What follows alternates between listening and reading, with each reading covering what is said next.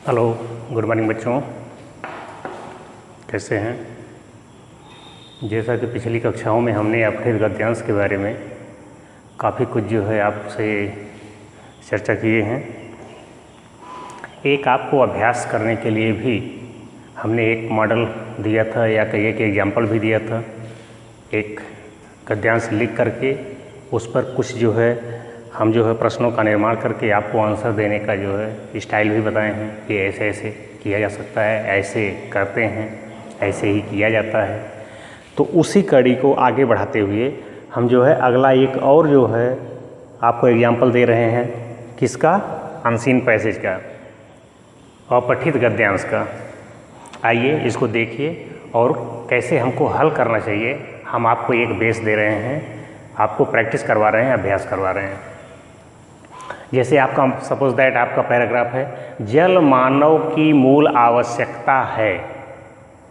जल के बिना न तो मनुष्य का जीवन संभव है, न ही वह किसी कार्य को संचालित कर सकता है। जल से ही सब कुछ पैदा हुआ है। जन्म से मृत्यु तक मनुष्य के जीवन में सभी कर्मकांडों, यज्ञों आदि में जल का बहुत महत्व है। जल दिव्य गुण युक्त है। दिव्य का मतलब होता है ईश्वरीय या दैवी। इसका ठीक प्रयोग शरीर व मन को स्वस्थ बनाता है।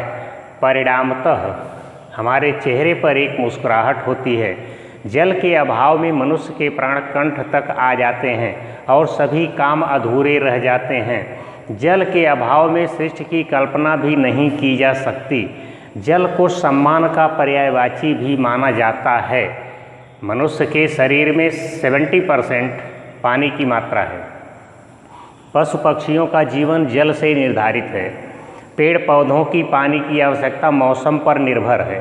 पेड़ पौधे जितना पानी लेते हैं वे वातावरण में उसे रिसने की क्रिया द्वारा छोड़ते भी हैं।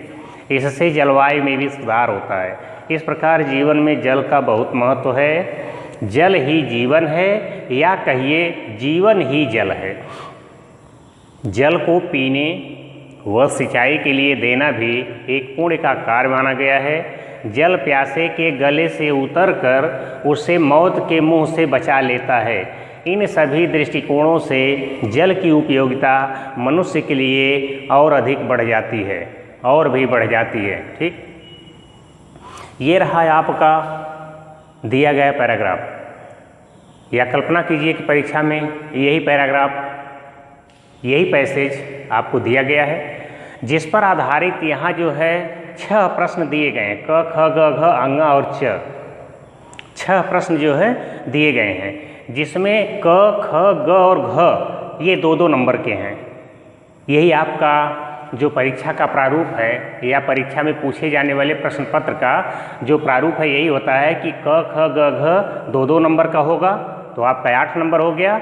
9वां अंगा और च ये जो है 1-1 नंबर के रहते हैं। तो इस तरह से अनसीन पैसेज, अपठित गद्यांश टोटल 10 नंबर का पूछा जाता है, जिसमें 2-2 नंबर के 4 सवाल और 1-1 नंबर के 2 सवाल। तो इस तरह से आपका टोटल मार्क जो है 10 हो रहा है। तो आपको जो पैराग्राफ दिया गया है कल का या कहिए कि पिछली क्लास में आपको कई बार बताया भी जा चुका है।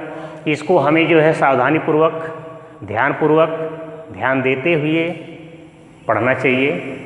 जो हमें आवश्यक लगे, विशेष लगे, स्पेशल लगे, उसको अंडरलाइन कर लेना चाहिए। जो जवाब पूछा जा रहा है उसका उत्तर लिखते समय ध्यान देना चाहिए कि दिए गए पैराग्राफ के बेस पर ही हम अपना आंसर लिखें। ठीक, एक बार नहीं समझ में आता है तो 2 बार पढ़िए, 2 बार नहीं समझ में आता है तो 3 बार पढ़िए। पढ़ने का मकसद, एक से अधिक बार पढ़वाने का हमारा मकसद सिर्फ यही है, या आपका एक से अधिक बार पढ़ने का मकसद सिर्फ यही होना चाहिए कि दिए गए पैराग्राफ का, दिए गए गद्यांश का जो मूल भाव है वह आपको समझ में आ जाना चाहिए। तो आप जो है इसको सुन लिए, पैराग्राफ को पढ़ लिया गया। अब आइए इस पर आधारित जो प्रश्न है इनका जवाब देखते हैं कि कैसे देना चाहिए। जैसे आपसे जो है पहला सवाल पूछा जा रहा है कि जल को सृष्टि का जन्मदाता क्यों माना गया है। जल को सृष्टि का जन्मदाता क्यों माना गया है। तो आप जो है आंसर स्वरूप इसको लिख सकते हैं कि जल हमारे जीवन का आधार है, जल से ही सब कुछ उत्पन्न होता है, या कहिए कि सृष्टि का उदय होता है, जल के द्वारा ही हमारे सभी कार्यों का संचालन हो पाता है, जल के बिना जीवन संभव नहीं है, या कहिए कि जल के बिना जीवन असंभव होता है। इसीलिए जल को सृष्टि का जन्मदाता कहा गया है या माना गया है। कहने का मतलब कि 2 नंबर का अगर सवाल है तो आपको कम से कम शब्दों की मात्रा जो है 35 से 30 से 40 शब्द के आसपास जो है लिखना भी चाहिए। ये नहीं है कि एक लाइन में आप अपना जवाब पूरा कर दें, नहीं, 25 से 35 40 शब्दों तक जो है या 30-40 शब्दों तक कहिए कि आपका जवाब आना चाहिए। जैसे हमने कहा कि जल को सृष्टि का जन्मदाता क्यों माना गया है, तो आपका आंसर 35-40 शब्द बनाने के लिए आप इस तरह से बना दीजिए कि जल ही हमारे जीवन का आधार है, जल से ही सब कुछ उत्पन्न होता है, जल के बिना हमारे जीवन के कोई भी कार्य संचालित नहीं हो सकते, इसके बिना जीवन की कल्पना करना असंभव है, इसीलिए जल को सृष्टि का जन्मदाता माना गया है। ठीक। दूसरा सवाल देखिए, मानव के लिए जल किस रूप में महत्वपूर्ण है। दूसरा सवाल है आपका, मानव के लिए जल किस रूप में महत्वपूर्ण है। तो आप जो है गिना दीजिए कि कहाँ कहाँ जल की उपयोगिता है, इसका महत्व कहाँ कहाँ हमारे लाइफ में है। कह दीजिए कि जल का महत्व हमारे जीवन में निम्नलिखित रूपों में महत्वपूर्ण है, जैसे पीने के लिए, सिंचाई के लिए, जन्म से मृत्यु तक सभी क्रियाकलापों के लिए, पेड़ों पौधों के लिए तथा जलवायु संतुलन के लिए जल महत्वपूर्ण है। आइए तीसरा प्रश्न देखिए, प्रस्तुत गद्यांश के आधार पर स्पष्ट कीजिए कि पेड़ पौधों का क्या महत्व है। दूसरे देखिए, यहाँ मनुष्य के शरीर में 70% पानी की मात्रा है, पशु पक्षियों का, ये वाली लाइन जब आप पढ़े हैं तो वहाँ देखिए इस प्रश्न का जवाब इसी में छुपा हुआ है। गद्यांश के आधार पर प्रस्तुत गद्यांश के आधार पर स्पष्ट कीजिए कि पेड़ पौधों का क्या महत्व है। तो आप कहिए कि पेड़ पौधों का हमारे जीवन में बहुत विशेष महत्व है, क्योंकि इससे पर्यावरण संतुलित रहता है, ये वर्षा कराने में या मानसून को प्रचुर मात्रा में बनाने में काफ़ी सहायक होता है। इससे हमारे भूमिगत जो ज़मीन के अंदर की जो पानी की लेवल है, इसे कहिए कि इससे जो हमारे भूमिगत जल का जो स्तर है वो बरकरार रहता है, उसमें वृद्धि होती रहती है। और जो पौधे होते हैं ये जिस तरह से पानी को लेते हैं, उसी प्रकार रिसने की क्रिया द्वारा इस पर्यावरण को जल देकर या पानी देकर इसको संतुलित भी करते रहते हैं। ये हो गया आपका जवाब। घ, गद्यांश के आधार पर मानव जीवन में जल की क्या उपयोगिता है। यहाँ आपकी लाइफ में वाटर का क्या इम्पोर्टेंस है, इसको आपको जो दिखाना है, वाटर रोल क्या है आपकी लाइफ में। तो आप बताइए कि जल के बिना जीवन की कल्पना करना संभव नहीं है, जल ही हमारी मूल आवश्यकता है। जन्म से लेकर मृत्यु पर्यंत, या कहिए कि जन्म से लेकर मरण तक अनेकों कर्मकांडों, यज्ञों आदि में इसका प्रयोग होता है। आपका 2-2 नंबर का 4 सवाल था। हमने आपकी सहायता की, हमने आपको मदद किया, हमने आपको बताने की कोशिश किया कि ऐसे ऐसे आप लिख सकते हैं। 5वां सवाल जो अंगों के रूप में है 1 नंबर का, पूछा जा रहा है किसके बिना सृष्टि की कल्पना संभव नहीं। ये 1 नंबर का सवाल है।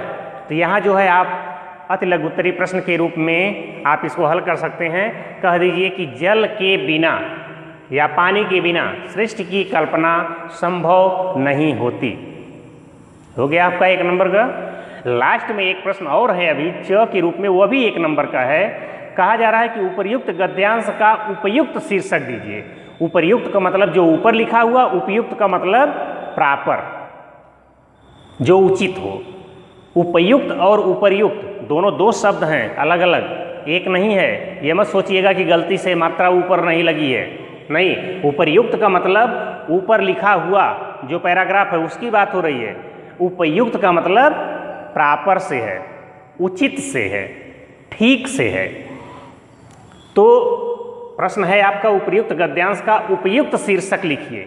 तो आप लिख दीजिए जल ही जीवन है, या लिख सकते हैं जल का महत्व। ठीक, तो इस तरह से आप कहीं भी परीक्षा में जो भी आपसे पैसेज या गद्यांश का पैराग्राफ आपको दिया जाए और हल करने के लिए अगर कहा जाए, तो हमेशा आप गद्यांशों को हल करते समय पिछली कक्षाओं में जो बताए गए जो दिशा निर्देश हैं या ध्यान देने योग्य जो बातें हैं उनको ध्यान में रखिए और दिए गए गद्यांश का उचित जवाब उचित तरीके से देने की कोशिश किया करिए।